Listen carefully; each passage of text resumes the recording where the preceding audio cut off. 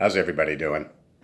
Way back in the day when you were one of Jehovah's Witnesses and it happened that you were disfellowshipped, you basically left in shame. You walked out of the hall with your head down, basically had no one to talk to.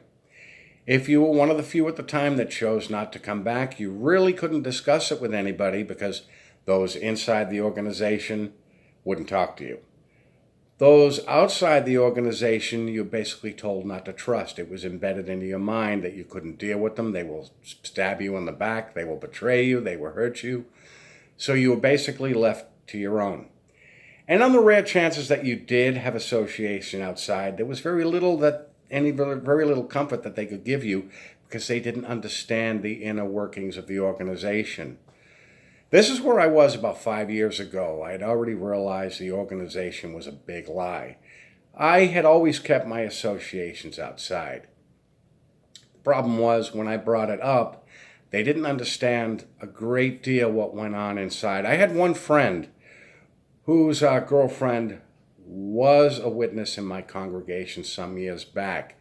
So he kind of understood what was going on, but for the most part, most people I knew didn't understand the inner workings. You could talk to them about it, but for the most part, most people would tell you to just walk away from it. Which is basically what I did. But for the most part, I couldn't discuss my findings with anybody inside or outside. Just for the hell of it, I was on YouTube one day, and I punched up Jehovah's Witnesses. At the time, I was trying to find some saving grace for the organization, and what I found was quite the reverse.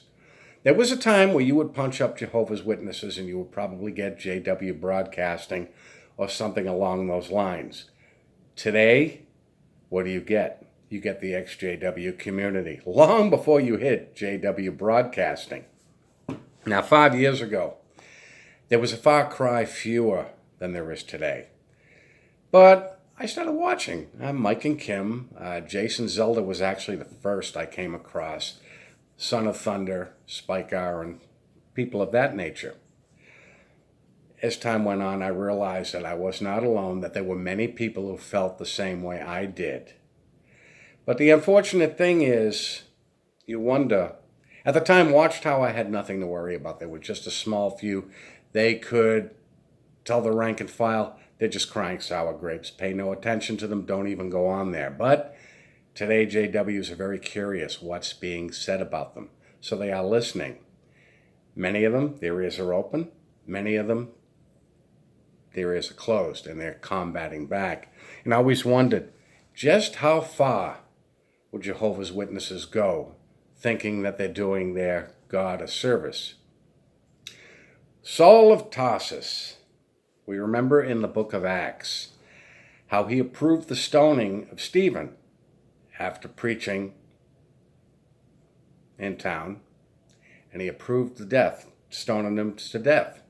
Well, here he honestly believed he was doing his God a service by killing Stephen and basically persecuting Christians.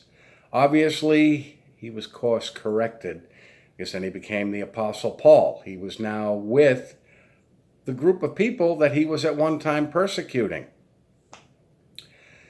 But what did he write, the Apostle Paul write in Romans 12:19, I believe it was?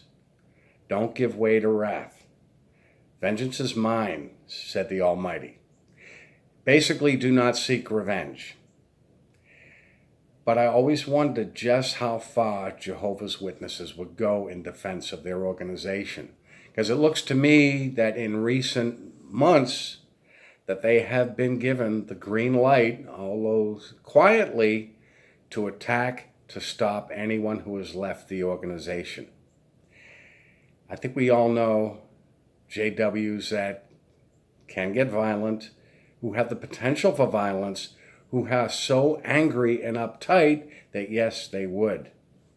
Although Watchtower may be giving them the green light to do this, there's something Jehovah's Witnesses may want to know, is that basically legally Watchtower is separating themselves from Jehovah's Witnesses, basically because of all the child abuse lawsuits. It is costing the org a fortune.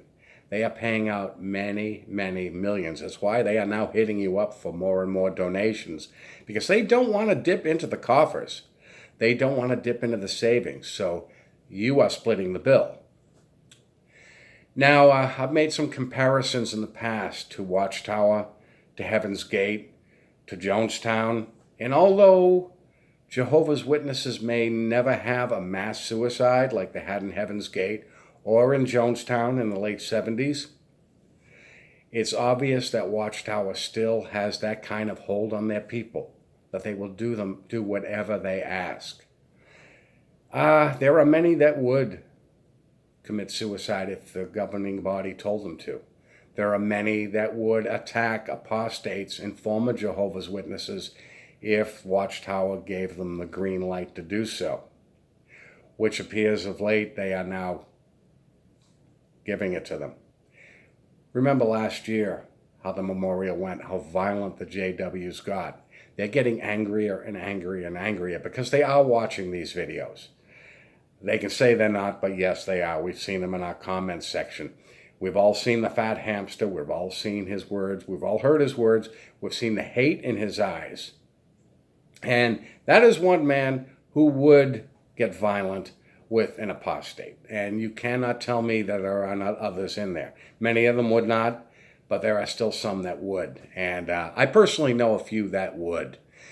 When I go into the grocery store, and it never fails, this is a small town I live in, I always run into somebody from my former congregation. And the look of hate in their eyes is unbelievable. I mean, you can see where they are wishing death. And this is not just me, this is anybody who's left. It's pretty clear that they do know about my videos. I mean, the hatred has gotten increased since I have been uploading. And sometimes I wonder, would any of them attack me? Would any of them wish me harm?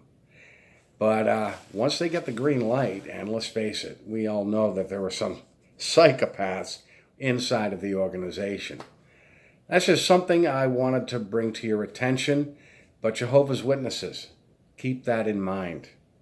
If you attack anybody who's left the organization, if you attack a former Jehovah's Witness, you are on your own. Watchtower will not send their attorneys to defend you. Watchtower will not spend 2 cents on your defense. You are on your own. The only thing you are to Watchtower is income, donations. They do not care about you. So be careful of what they're putting into your mind. Before you do anything, thinking that you're doing a service for your God, reread Romans 12:19. As a matter of fact, it probably wouldn't do you much harm to read all the Christian Greek scriptures, because that's one thing that Watchtower does not push a lot of. Anyways, guys, you all have a good weekend. I'd love to hear your thoughts on it, and I will talk to you soon. You guys have a good day.